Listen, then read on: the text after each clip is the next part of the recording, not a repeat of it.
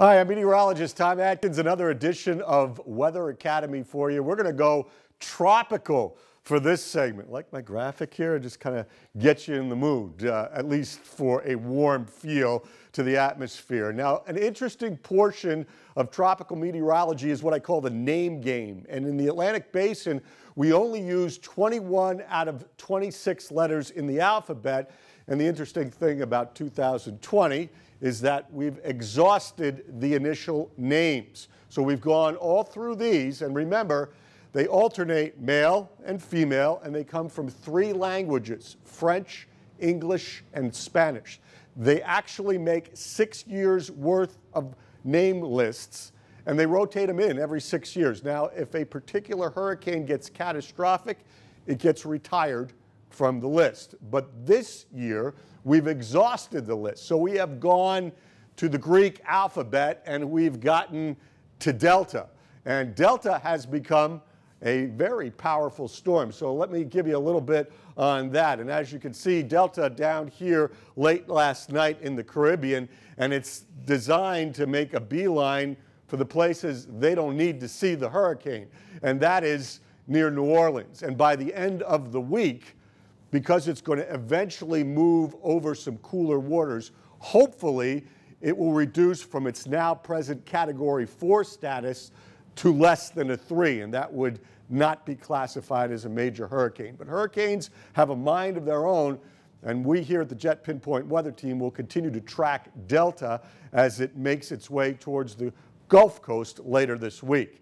Now, this is a little climatology on hurricanes. This is the Atlantic hurricane season, and it peaks right around September 10th. So we are on the downside of the peak, but remember, hurricanes are sustained by warm water.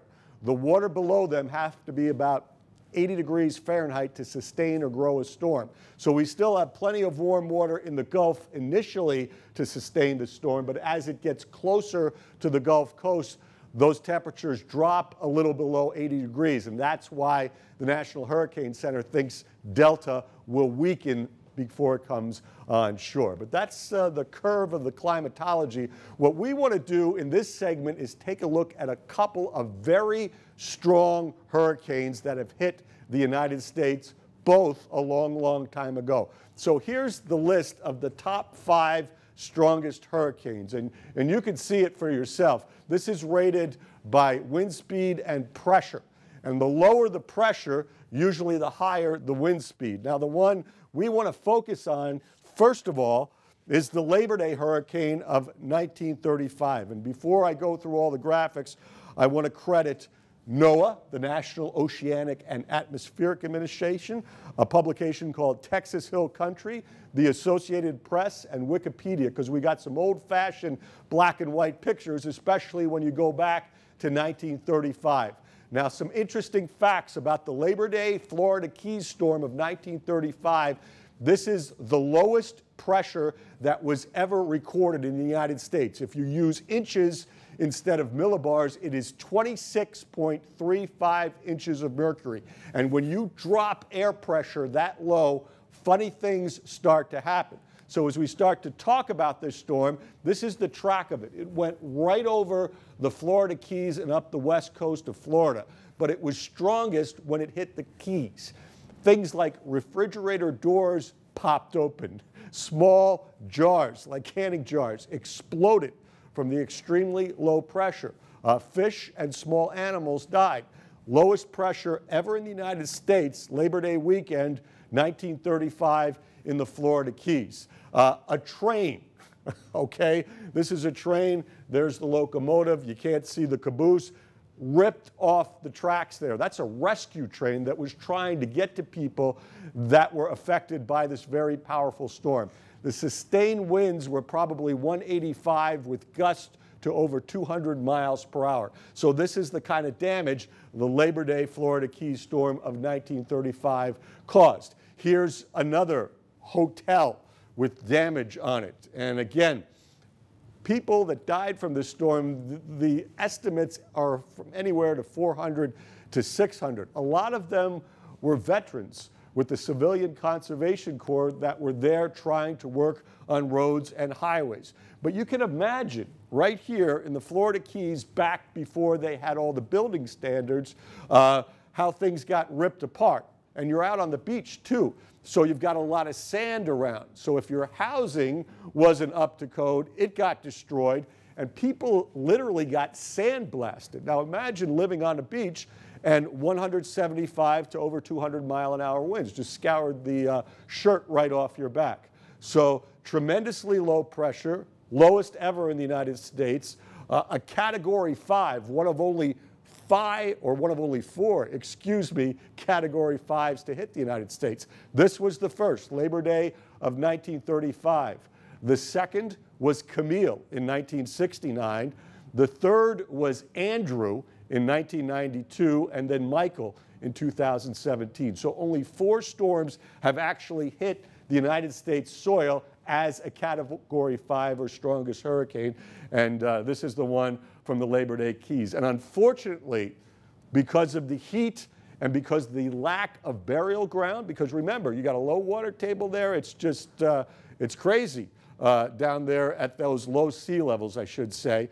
They actually had to cremate some of the victims from this storm just for, I guess, health reasons. Okay, so a very interesting storm, a very powerful storm, the Labor Day Florida Keys hurricane of 1935.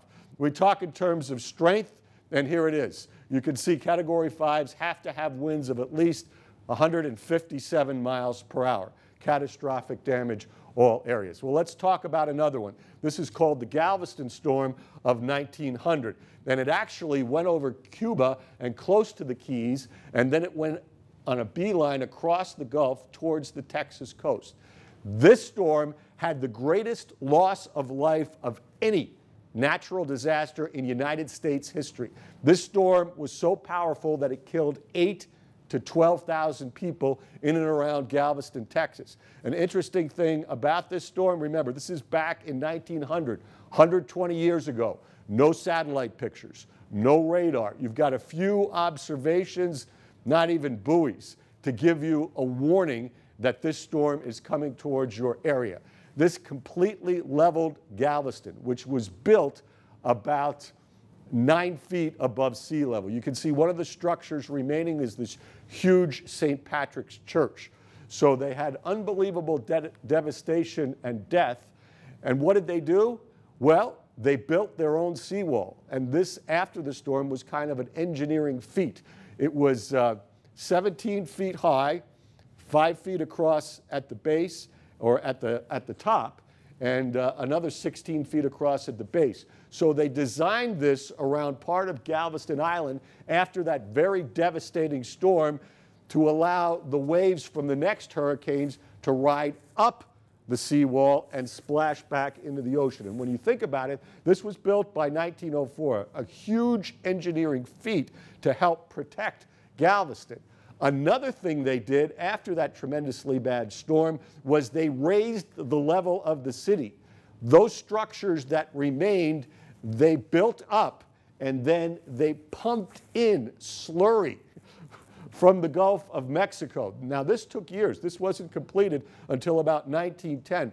But they actually raised the base of all the buildings there, filled it in with that slurry, and let it harden, so the city itself was higher at that time and more capable with the seawall to withstand the next hurricane. And we've had hurricanes since then hit Galveston, Texas, but with much, much less of a loss of life. Again, they didn't have the data, they didn't have the meteorological technology 120 years ago, so that's why it turned into the greatest loss of life ever. But they turned it around, they made the city better, and now it's better able to withstand hurricanes. Well, that's a look back at some climatology, as well as the name game, as well as 2 of the most devastating storms ever to hit United States soil. Galveston was a Category 4, and the Labor Day Florida Keys storm of 1935 was a Category 5. So tremendous amount of destruction, But thankfully, we have things now like satellites and radars and buoy reports and pilot reports and all kinds of data to give us better warning so these kinds of things don't happen in our century. That is Weather Academy for now. Hope you enjoyed our look back at hurricanes. We'll be back next week with more.